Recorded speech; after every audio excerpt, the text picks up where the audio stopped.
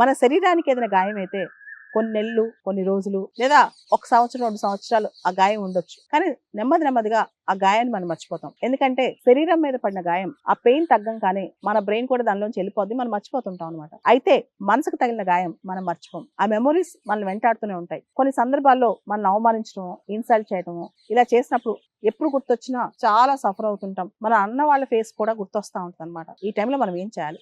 మనసుకు తగిలిన గాయాల్ని మెట్లుగా తయారు చేసుకుని పైకెక్కాలి. ఆ గాయాల్ని మర్చిపోవాలి. కానీ దాని మెమొరీస్ ఉంటాయే, అప్పుడప్పుడు గుర్తొచ్చినప్పుడు ఒక్కొక్క మెమొరీ ఒక్కొక్క మెట్టుగా మనం వేసుకుని పైకి వెళ్తా ఉండాలన్నమాట. ఆ తర్వాత జీవిత కాలంలో ఆ మనుషులకి అసలు మనం ఏంటి, మన యొక్క శక్తి ఏంటి, మనం ఎంత పోరాటం చేయగలం, మనం ఎన్ని సాధించగలం, మనల్ని చూడంగానే మనలో వీక్నెస్ వల్నరబిలిటీయో గాయపడిన మనసులో కనిపించకూడదు. వీళ్ళు ఒక అచీవర్, వీళ్ళు చాలా చేశారు. ఆ కసి, ఆ మేధస్సు, ఆ యొక్క తేజస్సు మన మొక్కల్లో కనిపించాలి. మనసుల్లో ఎటువంటి గాయపడినా, ఎటువంటి గాయాలున్నా అస్సలు అన్ని పక్కకు పడేసి పోరాటం స్టార్ట్ చేయండి లైఫ్ లో. ఎందుకంటే ఇది మన లైఫ్ ఒక్కసారి వచ్చింది. అది కూడా కొన్ని సంవత్సరాలు మనం పోరాటం చేయగలం. ఆ టైంలో మనసులో గాయాలు పెట్టుకుని ఆ బాధని భరిస్తూ రోజు దాన్ని తలుచుకుంటూ ఇలా ఉండకుండా, గాయాలు అవుతాయి. మనసులో ఉన్న గాయాలు పోవడం అంత ఈజీ కాదు, అది నాకు తెలుసు. కానీ మనసులో ఉన్న సఫరింగ్ ని పెట్టుకుని అంటే విపరీతంగా బాధపడుతూ ఉండకుండా ఆ బాధను పక్కన పెట్టి ఆ మెమొరీస్ మాత్రమే, అంటే మనకి జరిగింది కాబట్టి మనం ఇంకా టఫ్ గా ఉండాలి లైఫ్ లో, ఇంకా డిసిప్లిన్ గా ఉండాలి, ఇంకా ఫాస్ట్ గా పరిగెత్తాలి, ఇలా ఆలోచించండి.